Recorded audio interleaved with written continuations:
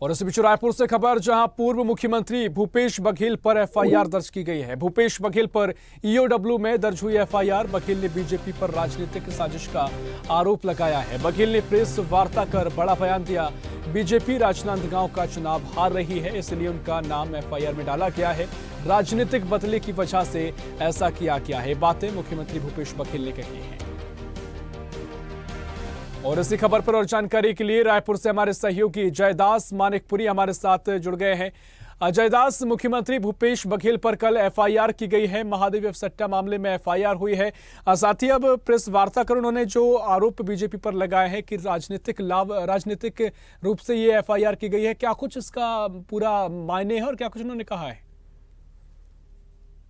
कथित सत्तायक मामले में एफआईआर दर्ज होने के बाद पूर्व मुख्यमंत्री भूपेश बघेल ने मोदी और थाई सरकार को आड़े हाथे लिया है। उन्होंने पत्रकारों से बातचीत में कहा कि भाजपा यह समझ चुकी को राजनांदगांव में चुनाव हार रही, इसलिए वह दबाव डालने के लिए एफआईआर में जबरन उनका नाम जो है डाला गया है। वहीं उन्होंने यह भी कहा कि यह पूरी तरह से राजनीतिक से प्रेरित है और दिल्ली के इशारे पर कार्रवाई की जा रही है। उन्होंने यह भी कहा, यह पूछते हुए कहा कि महादेव ऐप के प्रमोटर रवि उत्पल और सौरभ चंद्राकर को केंद्र सरकार गिरफ्तार क्यों नहीं कर रही। वहीं उन्होंने यह भी कहा कि क्या उनसे भी वसूली की गई है। तो इस तरीके के जो तमाम सवाल जो है पूर्व मुख्यमंत्री भूपेश बघेल ने प्रेस कॉन्फ्रेंस में कहा। इसके अलावा उन्होंने यह भी कहा है कि क्या कारण है कि उन्हें छोड़ा जा रहा है, जो अन्य आरोपी है उनको छोड़ा जा रहा है। और भूपेश ने आगे यह भी कहा कि प्रोटेक्शन मनी उससे लिया जाता है जिसे बचाया जाता है या जिसके खिलाफ कार्रवाई रोक दी जाए। लेकिन उन्होंने बताया कि हमने तो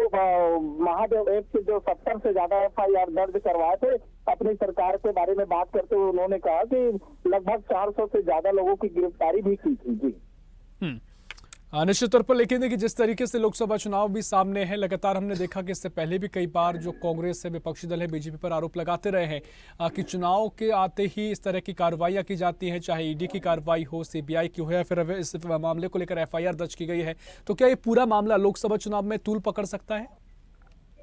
जी निश्चित है, यह लोकसभा चुनाव में बड़ा एक मुद्दा बनने जा रहा है छत्तीसगढ़ में। और कहीं ना कहीं कल जो एफआईआर दर्ज की कॉपी जैसे ही वायरल हुई, उसके बाद जो है आनंद फानन में पूर्व मुख्यमंत्री भूपेश बघेल ने प्रेस कॉन्फ्रेंस लेते हुए जो तमाम जो आरोप है उसका खंडन करते हुए उन्होंने साफ कहा कि अगर 4 तारीख की एफआईआर दर्ज हुई थी पिछले 4 तारीख को, तो 15 या 16 दिन जो भी है उस दिन तक वे क्या कर रहे थे, 4 तारीख को क्यों इस पर जो है नोटिफिकेशन जारी नहीं किया गया। लेकिन आज आनंद फानन में जब लोकसभा चुनाव में उनको राजनांदगांव से प्रत्याशी बनाया गया, तब उन्होंने यह सवाल खड़ा करते हुए पूछा कि पहले क्यों इस चीजों को स्पष्टीकरण नहीं किया गया, अचानक ऐसा क्या स्थिति परिस्थिति आ गई कि अब जो है भूपेश बघेल का नाम जो है इसमें शामिल किया गया है। इस तरीके के सवाल भी उन्होंने किया। इसके अलावा उन्होंने यह भी कहा कि इसको लेकर जो है वो राजनीतिक और कानूनी कदम भी उठाएंगे।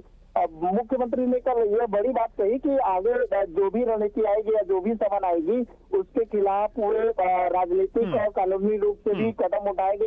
इनके अलावा उन्होंने यह भी कहा कि अगर मुझे समन आती और मुझे बुलाती तो मैं बिल्कुल जाऊंगा। और उन्होंने साफ शब्द में अपने विपक्ष के लोगों को कह दिया है कि मैं किसी से डरने वाला नहीं हूँ, मैं किसी के सामने झुकने वाला नहीं हूँ। मतलब सीधे सीधे भूपेश बघेल ने विपक्ष पर हमला बोला है, अपने जो विरोधी उन पर हमला बोला है। और उन्होंने साफ कहा है कि मैं किसी के सामने झुकने वाला नहीं हूँ। जी निश्चित तौर पर देखना भी महत्वपूर्ण होगा, क्या कुछ सियासी तस्वीर आगे नजर आएगी। फिलहाल बहुत शुक्रिया जयदास, आपका तमाम जानकारी साझा करने के लिए।